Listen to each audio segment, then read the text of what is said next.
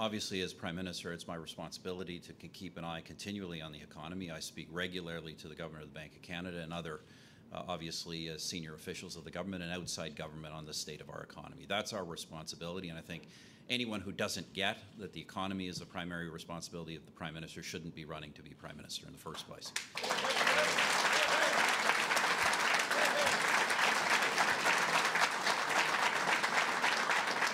Now, look, I'm going to tread carefully in terms of the conversation because I've learned through my life in politics and outside politics, one does not convey somebody else's sentiments in a private conversation. But I will certainly tell you what our analysis of the situation is. It's not significantly different than what we have been saying from the outset of this campaign. Obviously, we are seeing renewed market instability, global instability. We're seeing in particular this week significant volatility on financial markets. And we know that is a concern to people. Obviously, it's a concern to retirees. It's a concern for people planning for retirement, to investors. And this kind of elevated volatility in the markets in and of itself is never good. It is never good. And it's why we keep a close eye on it. And we also need to say, to be frank about this, that this volatility does reflect a slowing global economy in significant parts of the world, particularly in China. And we've obviously seen impacts of that, and that is a further concern.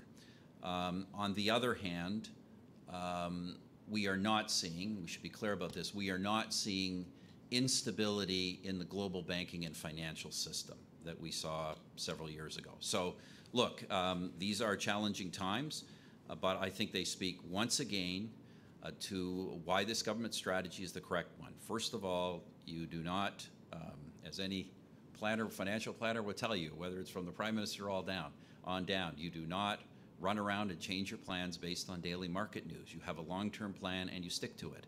And that is what we have. It is a plan of a balanced budget, a solid fiscal framework with lower and competitive tax rates, where we are making affordable investments like the one I'm announcing today that will continue to make sure the growth prospects for this economy are strong going forward.